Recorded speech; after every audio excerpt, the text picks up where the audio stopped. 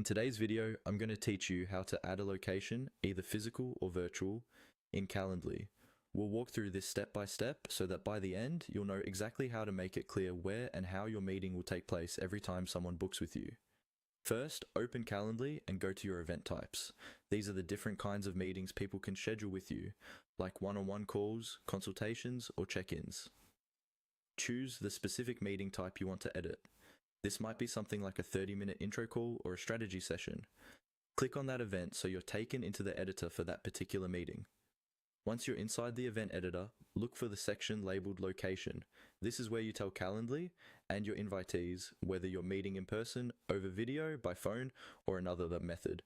Go ahead and click on the location area to open up your options. When you click it, Calendly will show you a list of location types you can choose from. Depending on your setup, you'll typically see options like in-person meeting, a custom address, a video conferencing tool, a phone call, or letting the invitee specify their own location. Take a moment to think about what works best for this event type. For example, a coaching call might always be on your preferred video platform, while a local client session might always be at your office. Now, select the location option that makes sense. If you're choosing a physical location, you can type in an address or a clear description of where to meet.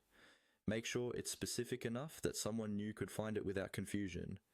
If you're using a virtual location, like a video meeting, choose the appropriate integration or type in the link where the meeting will happen.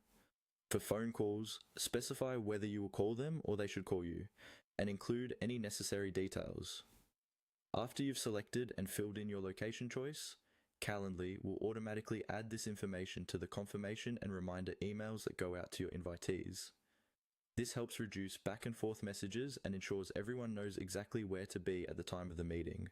Once you're done, review the event details to make sure everything looks good, then save your changes. From now on, whenever someone books that